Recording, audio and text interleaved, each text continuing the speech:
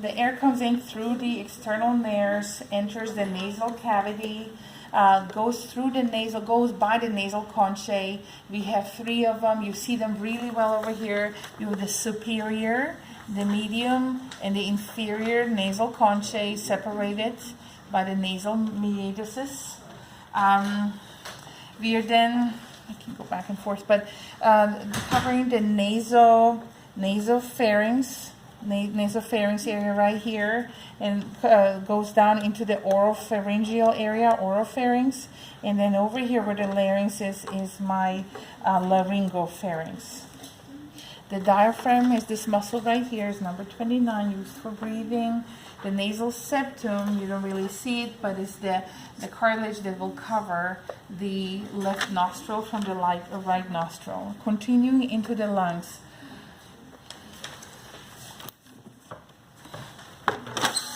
You see, okay? Okay, the right side of my lungs has 3 lobes. The superior, medium, and inferior lobe. And then the left side has 2 lobes, the superior, and the inferior lobe.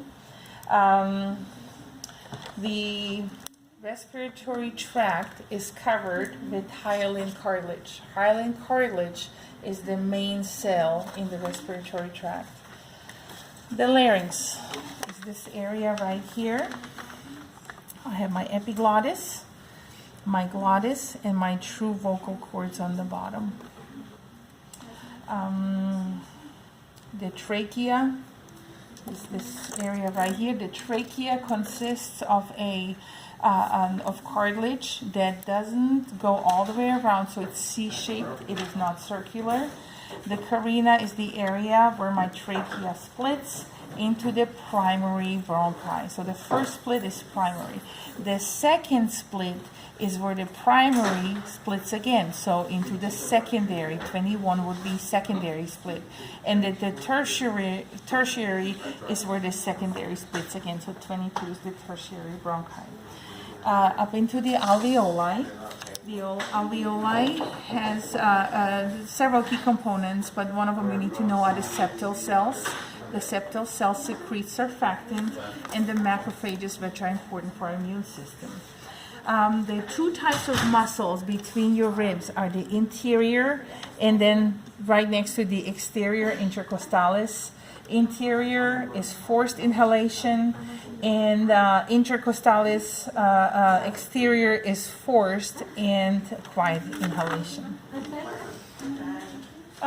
We talked about hyaline cartilage, so all of this is hyaline cartilage. The cells on the inside of the hyaline cartilage will be pseudostratified, ciliated columnar epithelium, simple squamous epithelium. And let me show you the trachealis muscle.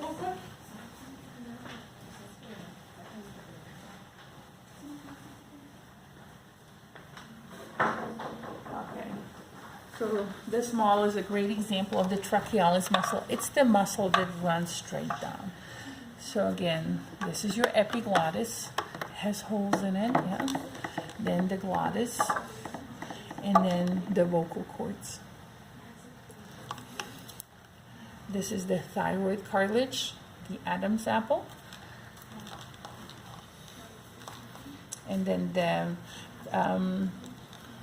let's see which one. The cricoid cartilage goes all the way around. That's the next one. And then the trachea is C-shaped, so it has room for expansion. Trachealis muscle goes in the back. It also goes in between the cartilage. Okay, you can stop. Okay.